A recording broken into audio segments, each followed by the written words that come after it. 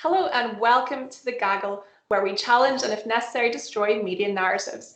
On today's show, we have a special collaboration with the Convo Couch.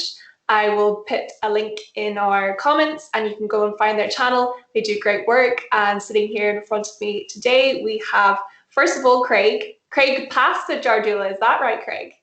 Yes, it is. Thank you. Where did the pasta come from, can I ask?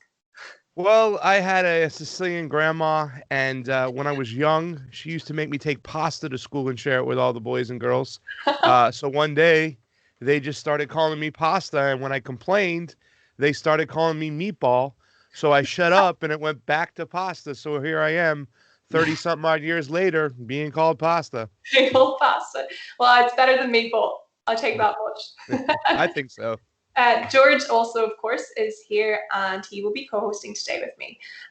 In today's show, we're going to discuss, once again, the realm of polling and polls and what are the problems that come with predicting election outcomes, what data really tells us about elections.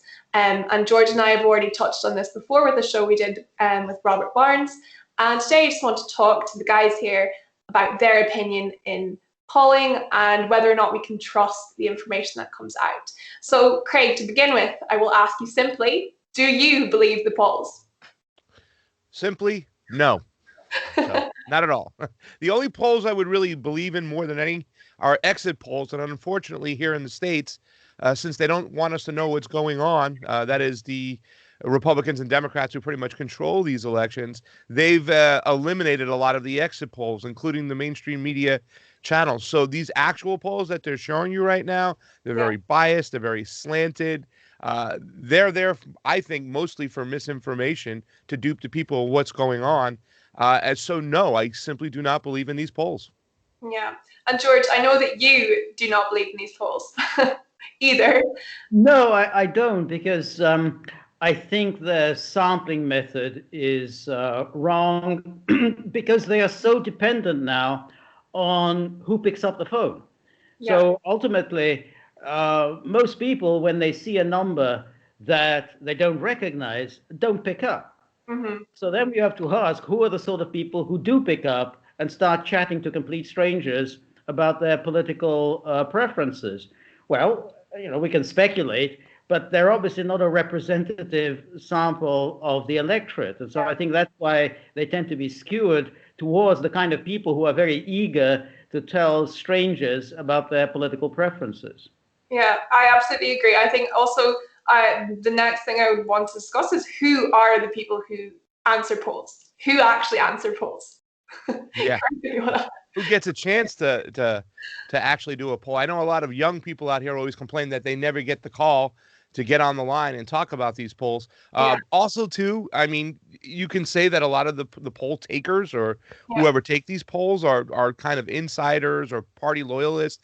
But also the way they design these polls when they ask you questions. Are you fairly sure? Are you somewhat sure? Whatnot. So they have a lot of way to eliminate what I call the pork of the people that they don't want to really put forward and give their narrative. So it's not only just the people who answer the polls, which are, I don't want to be an ageist over here, but not a lot of young people get called over here. They don't have landlines where they're calling these for these polls, but also the mechanisms and the questions they ask. So therefore they can eliminate some of the people, some of the polls that don't go along with their narrative and fix the numbers their way.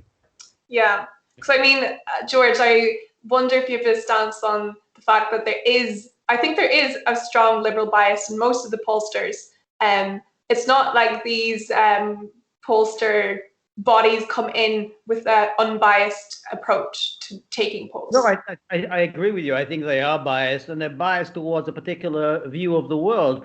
So if we look at the recent polls that have been spectacularly wrong, that was obviously the 2016 presidential election, but also Brexit. They got Brexit wrong, and they got the 2017 election wrong. They underestimated the Jeremy Corbyn vote. So again, the people who are doing the polling are nearly always biased against a certain view of the world. They didn't like Corbyn, particularly they didn't like Corbyn's foreign policy views. And they obviously supported Brexit, and they detested Trump. And I think the same kind of thing is happening now. The pollsters are biased toward Biden, the Democrats. They don't like Trump, and so that tends to shape how they, the sort of people that they call. Because you go to any large state, you go to, I don't know, Pennsylvania, and it's very hard, really. And this is, I think, the point that Barnes was making the other day, which is very hard to find representatives of certain groups. I mean, you can go talk to a librarian in the suburbs, or you can go and talk to steel workers in Pittsburgh. I mean, you got to figure out how you get the representatives of important social groups. And then if you are going to pick on people in the suburbs, particularly women who are living in the suburbs who often don't like Trump, your poll is going to be rather skewed. And I think that the other thing also is in terms of likely voters and registered voters, because you really have to ascertain whether this person is likely to vote. I mean, it goes beyond just saying, I'm going to show up. You have to ask, did you take part in the primaries? Did you vote in the last election? Did you vote in the senatorial election, the congressional election? And I think that would give you a sense of, is this a likely voter, rather than just simply say, I'm going to vote. Yeah, and alongside the issue of having these biases within the system, I think a lot of the time the polls go hand in hand with a lot of what the mainstream media is pushing in terms of alarmism, which is an important point to raise, because, for example, if we look at 2016 and you had many doomsday predictions for what Trump would bring to the table. I remember there was the New York Times saying that he would likely cause the stock market to crash and the world would plunge into recession. We now know that, of course, didn't. The Guardian was proclaiming a new age of darkness that would come with Trump's reign. We have also like Colonel Tom Moe. He basically equated Trumpism to a version of Nazism.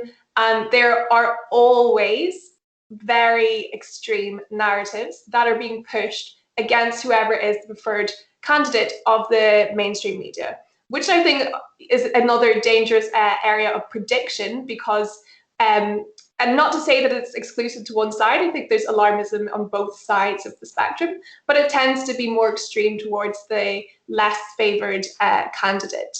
And these predictions are often very, very exaggerated and hyperbolized to a massive extent. But do these predictions have effects on the voting outcome, I would ask Craig? Somewhat. I mean, they have somewhat of an effect, because a lot of people, a lot of people here in the States nowadays are so overwhelmingly consumed. Now, don't get me wrong, coronavirus has thrown the wrench into everything, but for the last several years, very fortunate that the world hasn't blown up over here, and things are going, quite okay in California from what we heard it was going to be. But I mean, yes, it does have an effect. We have a lot of low-informed voters that really just stand on emotion and what they hear.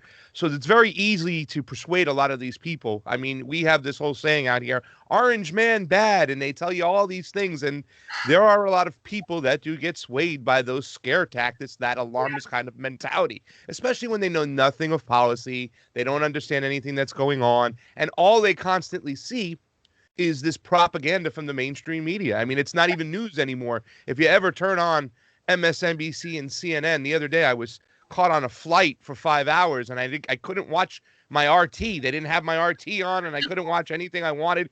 And wow, it's quite scary what they feed the plebs from CNN and MSNBC. So I think it does have a small effect. But unfortunately for the Democrats, or fortunately for us, not enough of an effect, because a lot of people are starting to see through their BS, especially with the censorship going on right now in the States, because it's starting to backfire on them. They're shutting down channels like my friend, The Last American Vagabond. They gave us a strike, and they're giving us strikes for what? For talking about the election? Come on, please. I think people are going to see right through it. So even though that alarmist effect might have a small effect, it's not going to have enough, I think, to get the establishment over the top this time, unless they can cheat their way out of it. Yeah, because George, I think that an interesting factor is when you compare the levels of scaremongering between the two parties themselves, and often you will see, who is most invested in this creating fear and scaremongering amongst voters, and who is actually offering legitimate reasons to fear. An example being the potential foreign policy that will come into play once Biden, if he was elected, he came into power. So person you have to make within your own mind and see if there's someone making more noise and more alarmist noise with massive predictions. Like we all are aware that the landslide, the L word, has been used, and I think it was the Wall Street Journal to say that it's going to be another landslide victory for the Democrats, which I just do not believe, George. No. Well, that's exactly right, because landslides are extremely rare. And when they happen usually for a very good reason. Now, we had, when LBJ won his landslide in 1964, that was just a few months after the Kennedy assassination. I think much of that vote was an expression of, I don't know, guilt, sympathy, grief over the death of JFK. So it was a peculiar election result. The 1972 landslide of Richard Nixon. Nixon appeared to be a very competent president, knew what he was doing, ran the government very smoothly. His opponent, George McGovern, was seen to be incompetent, as evidenced by his handling of the vice presidential Tom Eagleton affair, and was seen as an extremist, hence the landslide. The 1984 landslide of Ronald Reagan was, I think, again, an expression of sympathy over the assassination attempt. He survived that. He did, he survived it with a certain cheerful optimism. I think people really fell in love with him because of the way he responded to the assassination attempt. But as you can see, these are rare occurrences. And Biden is really one of the weakest candidates any party has run in recent times. I mean, it's hard to think of anyone weaker. I mean, I think even John McCain was a stronger candidate. Even Mitt Romney was a stronger candidate. So it's impossible. It is impossible to think in terms of Joe Biden is going to sweep the country. He's going to carry Texas. He's going to carry Georgia. He's going to make all these inroads into the Republican stronghold. It isn't going to happen. And I think it just shows how foolish the pollsters are, because even Biden himself, you can see the Biden campaign, they're not really campaigning seriously in Texas, which means that they're not seriously expecting to pick up Texas. But if you believe the polls, then they're going to carry Texas. So you can see how bad these polls are when even the candidates themselves kind of know that it ain't going to happen. Yeah.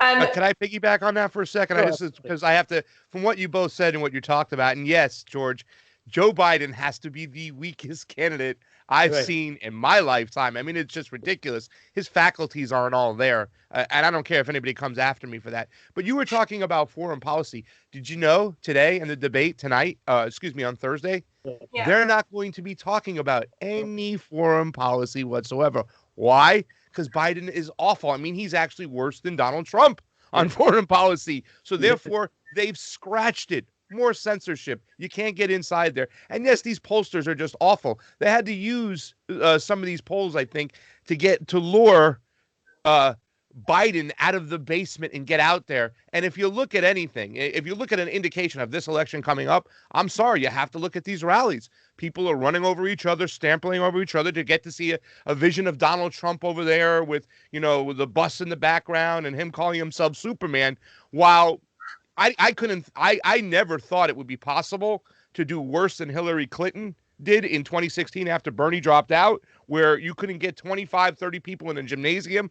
Well, Biden beat it. He had like 12 people in a gymnasium. And I know they're going to cry, coronavirus, but it's just simply not the truth. The guy is not conjuring up any energy whatsoever, any enthusiasm whatsoever. So I think he's just dead man walking, unless, of course, I'm going to say this again, unless they can cook the books here, because our elections are not elections here in the state. They are simply selections.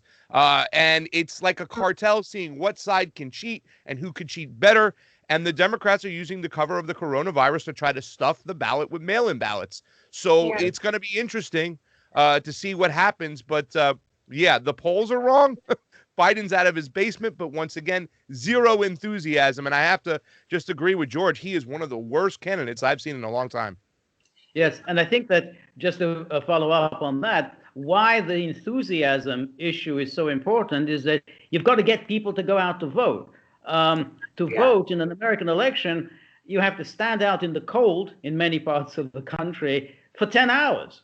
So you've got to be very enthusiastic about your candidate to be prepared to do that. And if people aren't enthusiastic about Biden, they're not going to do it. They're not going to go out and just stand around cooling their heels outside.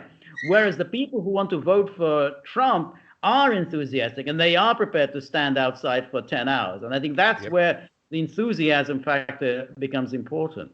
Yeah, I agree with you both. An enthusiastic vote is far more valuable than a reluctant decision or a decision that you force yourself to make.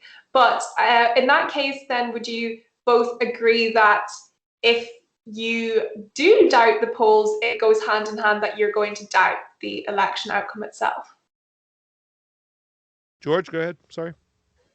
Well, I mean, I think it goes back to the point Craig was making, which is what happens after the election, because this counting could just go on and on. I mean, it's like, you had that ruling in Pennsylvania, the Supreme Court ruled in Pennsylvania that they can still, start count, accept ballots that arrive several days after the election, as long as the postmark was before the actual polling day. That seems to me, there's such a scope for cheating there. And I feel that there may well be other parts of the country where this counting is just going to go on, and they're going to find yet more votes and more votes and more votes until finally you get the result. I mean, this happened it's happened in several places. I mean, I think in Minnesota some years ago with Al Franken, where again the Republican had won, and then they kept on counting and counting and counting until suddenly, whoa, Al Franken has won. So I just feel that may well happen if they keep just finding new and new votes. Oh, look, here's another 3,000 votes that nobody had seen. So I think that is a real issue that was going to come up.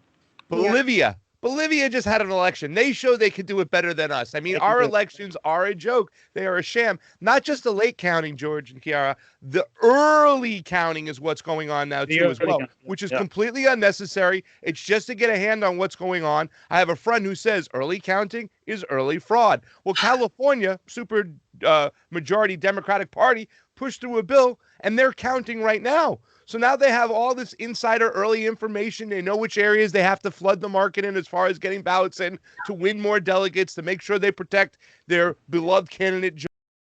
There are so many ways to cheat. Example, here they come. Ballots coming in, ballots coming in, ballots coming in, and ballots coming in. The people of the United States, they don't realize how big of a sham, how bad our elections are. And when I see politicians on TV or, political pundits or commentators saying, oh, our elections are fine, they've never had a problem when it comes to the mail-in ballot problem, ever. Well, if you're not looking for something, you won't find it. California, Los Angeles, where I live, has a 1% audit. You're never going to find any problem over there. So they continue to stuff the ballot box. They continue to cheat their primaries. Then they enter into this battle with the Republicans to see who can cheat better. I mean, the Republicans still do what they do. They still disenfranchise voters, take them off their roll. But they wouldn't be able to do that so easily if the Democrats really wanted to straighten out this problem and have free and fair elections. But they don't. They want to keep the mechanism the way it is, the system the way it is, and they want to continue to see if they can out-cheat the other party. Truly disgusting, and I don't know what to expect. And furthermore, when you talk about these ballot situations where the ballots are coming in and coming in and coming in, YouTube, Susan Wojcicki, the CEO, has already said that they have scouts out there and they will be pulling streams from people who are not dependent media sources like the AP or CNN and MSNBC. So if you're trying to present results in another state or another county, and that doesn't go along with the mainstream media's narrative, they'll just simply suppress you, pull your stream, and here we go, more censorship. They are trying their hardest to cheat this for Joe Biden more than I've ever seen. Not excusing what the Republicans do, but what the Democrats are trying to do right now. I mean, even in the HEROES Act, a lot of people say, why didn't the HEROES Act get pushed through? Well, the main reason it didn't get pushed through is because they were trying to amend a clause in the HAVA Act, the Help Americans Vote Act in 2002, which said the states have the right to check the verification on their absentee and mail-in ballots. Well, the Democrats wanted to pull that so they can just flood it more, and they didn't. And unfortunately, they didn't get away with it, so they were stopped there. But it is full-on election warfare going right now, and just hold your breath right now, or hold my beer, as they say. Oh gosh, well, thank you so much, Craig, for joining us. That's the extent of our time we have, but we'll be joined by Fiorella now. And just as a final few words, Craig, what can you give us to hope for? Is there anything positive you can say about the processes at hand? Or should we all just expect whichever outcome is going to be followed by absolute anarchy? Well, I'd like to give you some hope in what's going on right there. Well, I'm going to just ask you guys if you guys have extra rooms in your houses, because I'm coming to you guys. I'm done over here. I mean, there's not much we can do. It really is a shame, and I don't know what has to happen. For me, when it comes to the elections and it comes to the Convo Couch in our elections, we talk about it all the time. It's one of the biggest and most important issues right there, because you can't have any policy you want unless you get some integrity in our elections, and we have none right now. And unfortunately, a lot of people have been duped by the AOCs and the Bernie Sanders to actually go against the same mechanisms that cheated them in the primary in 2016 and 2020. So I don't really know if there's much hope out there right now. I am not voting for either Biden or Trump. If I had a gun to my head and I had to pick one or the other, I would pick Trump, the 4 years of Trump, rather than the 8 years of Biden. But that's not something really good to wish for or hope for. So really, to tell you the truth, we're just going to hang out here and see what happens. But I don't even know what to say in a positive way, because our elections are that messed up. And when you're paying attention to them, you're seeing all types of just trickery going on here and there, and just one side trying to out-cheat the other. So all I got to say is just hold your breath. I don't know what's going to happen. I don't suspect you'll see a winner be called on election night, because they're going to try to do what George said and have these ballots come in. However, I think Donald Trump and the Republicans are onto it, and they're going to be looking for it. So it might be kicked up to the Supreme Court. So all I can tell people out there is, when it comes to this election, hold your breath. Hold your breath. And that's what we will be doing. Thank you so much for joining us. And I hope that we will have you back on again in the near future, Craig. Thank you, guys. I had a lot of fun. Thank you, George. Thank you. Nice to meet you, Craig.